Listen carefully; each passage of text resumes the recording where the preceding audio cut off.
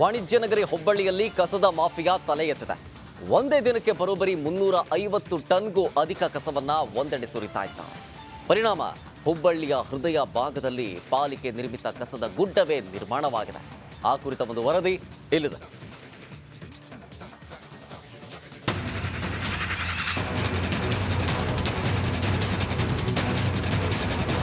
ಕಸ ಕಸ ಕಸ ಎಲ್ಲಿ ನೋಡಿದ್ರು ಕಸದ ಗುಡ್ಡೆ. ನೀವು ನೋಡ್ತಿರೋ ಈ ಬೆಟ್ಟ ಪ್ರಾಕೃತಿಕವಾಗಿ ನಿರ್ಮಾಣವಾಗಿದ್ದಲ್ಲ.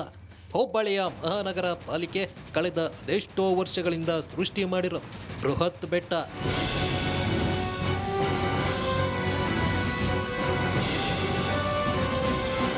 ಇದು ಹುಬ್ಬಳ್ಳಿಯ ಹೃದಯ ಭಾಗದಲ್ಲಿರೋ ಕಸದ ಬೆಟ್ಟ.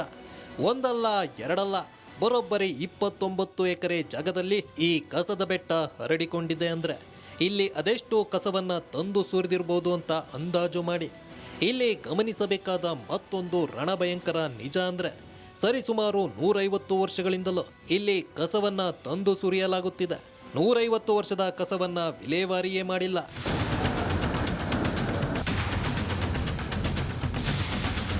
ಕಸದ ಬೆಟ್ಟದ ಬಗ್ಗೆ ನಿಮ್ಮ ರಿಪಬ್ಲಿಕ್ ಕನ್ನಡ ವರದಿ ಮಾಡಲು ಹೋಗಿತ್ತು.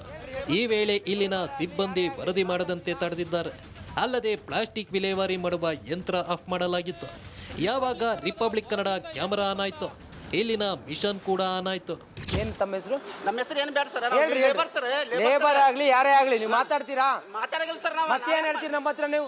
ನೀವು ಮಾತಾಡೋದಾದ್ರೆ ಅದು ನೀವು ಹೇಳೋದು ನಿಮ್ ಕರ್ತವ್ಯ. ರೆಕಾರ್ಡ್ ಮಾಡ್ಕೊಳ್ಳಿ. ಈಗ ನೀವು ಮಾತಾಡಕ್ ರೆಡಿ ಇಲ್ಲ. ನೀವು ಮಾತಾಡಕ್ ರೆಡಿ ಇಲ್ಲ. ಮತ್ತೆ ಏನ್ರಿ ಮಾತಾಡ್ತೀರಿ? ಮಿಷನ್ ಚಾಲು ಮಾಡಿ ಸರ್. ನಿನ್ನೆ ನಾವು ಬಂದಾಗ ಮಿಷನ್ ಚಾಲು ಇತ್ತಾ? ಅಲ್ರಿ ನಿನ್ನೆ ನಾವು ಬಂದಾಗ ಚಾಲು ಇಲ್ಲಿಲ್ರಿ. ಮತ್ತೆ ಆ ಮಿಷನ್ ನೋಡಿದಾಗ ಚಾಲು ಇದ್ದಂಗ ಅನ್ಸಲ್ರಿ ಅದು. ಹುಬ್ಬಳ್ಳಿಯ ಕಾರವಾರ ರಸ್ತೆಯಲ್ಲಿ ಈ ಕಸದ ಬೆಟ್ಟ ಇದೆ. ಅಕ್ಕಪಕ್ಕದಲ್ಲಿರೋ ನಿವಾಸಿಗಳು ಈ ಕಸದಿಂದ ಸಮಸ್ಯೆ ಎದುರಿಸುತ್ತಿದ್ದಾರೆ. ಅಷ್ಟು ಸಾಲದು ಎಂಬಂತೆ ಇಲ್ಲಿ ಬರೋ ಕೆಟ್ಟ ವಾಸನೆಯಿಂದ ನಿವಾಸಿಗಳು ನಿತ್ಯ ನರಕ ಅನುಭವಿಸುತ್ತಿದ್ದಾರೆ.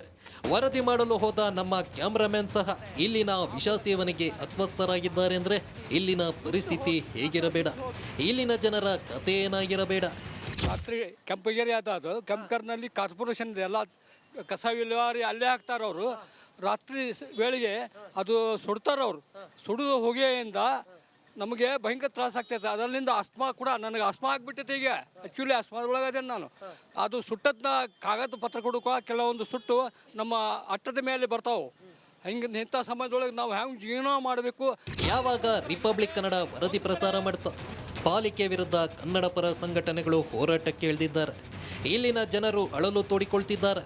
150 ವರ್ಷದಿಂದ ಸಂಗ್ರಹವಾಗಿರೋ ಈ ಕಸದ ಬೆಟ್ಟವನ್ನು ಹುಬ್ಬಳ್ಳಿ ಧಾರವಾಡ ಪಾಲಿಕೆ ತೆರವು ಮಾಡಬೇಕಿದೆ. 150 ವರ್ಷದ ನರಕಕ್ಕೆ ಮುಕ್ತಿ ಕೊಡಬೇಕಿದೆ. ಇಲ್ಲದೆ ಹೋದರೆ ದೊಡ್ಡ ಮಟ್ಟದಲ್ಲಿ ಸಮಸ್ಯೆ ಎದುರಾಗೋದು ಶತಸಿದ್ಧ.